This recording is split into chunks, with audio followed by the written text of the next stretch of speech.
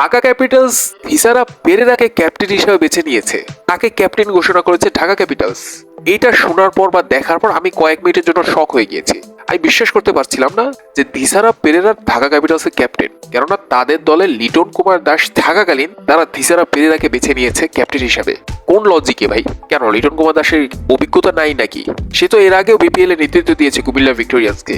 সে already জাতীয় দলকে নেতৃত্ব দিয়েছে টি-20-তে ওয়েস্ট ইন্ডিজের পক্ষে, আর সেখানে কতটা দুর্দান্ত নেতৃত্ব দিয়েছে তা আমরা প্রত্যেকেই দেখেছি।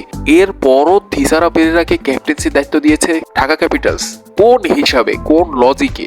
এখন থিসারা পেরেরাকে ক্যাপ্টেন্সি দেওয়ার কারণে ঢাকা ক্যাপিটালসকে কতটা সমস্যা পড়তে হতে পারে? সর্বপ্রথম যে সমস্যাটা পড়বে, বিদেশি প্লেয়ার তো এমনিতেই 4 জন খেলাতে হয়, এখন 3 জন খেলাতে পারবে, কেন একজন তো ক্যাপ্টেন, তাকে তো চাইলেও এখন বাদ দিতে পারবে না। যদি থিসারা পেরেরা ভালো খেলেন তাহলে তো অবশ্যই ঢাকা ক্যাপিটালসের জন্যই ভালো, কিন্তু যদি থিসারা পেরেরা খারাপ খেলেন তখন তো তাকে চাইলেও বাদ দিতে পারবে না। আমরা কতদিন আর বিদেশি প্লেয়ারদের উপর নির্ভর করব?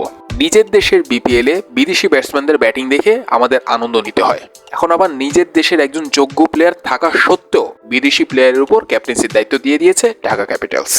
আমাদের প্লেয়ারদেরকে কি শিখা লাগবে না? ধরেন এবার আসলে লিটন কুমার দাসকে ক্যাপ্টেন্সির দায়িত্ব দিয়েছে ঢাকা ক্যাপিটালস এবং তার নেতৃত্বে ভালো করছে ঢাকা ক্যাপিটালস। সেমিফাইনালে উঠলো, ফাইনালে উঠলো এবং ফাইনালটা কথার কথা লিটন কুমার দাসের নেতৃত্বে ঢাকা ক্যাপিটালস জিতে গেল। এতে লিটন কুমার দাসের লাভ হতো, ঢাকা ক্যাপিটালসের তো অবশ্যই লাভ হতো, লিটন কুমার দাসের অভিজ্ঞতা বাড়তো, দিন শেষে বাংলাদেশ ক্রিকেটের লাভ হতো।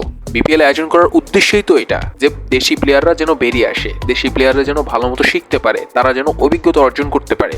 আমরা তাদের উপর আস্থা রাখছি না, আমরা বিদেশি প্লেয়ারদেরকেই শিখাচ্ছি, তাদের উপরই আস্থা রাখছি। কেন জানি না এই সমস্ত চিন্তা ভাবনা আমাদেরই আসে, তাদের আসে না। তো এখন দেখা যাক থিসারা পেরেরার নেতৃত্বে ঢাকা ক্যাপিটালস কতটা সুবিধা করতে পারে। তো ঢাকা ভক্তদের কাছ থেকে জানতে চাই, থিসারা পেরেরাকে ক্যাপ্টেন হিসেবে আপনি কিভাবে দেখছেন? এটা কতটা ভালো ডিসিশন ছিল?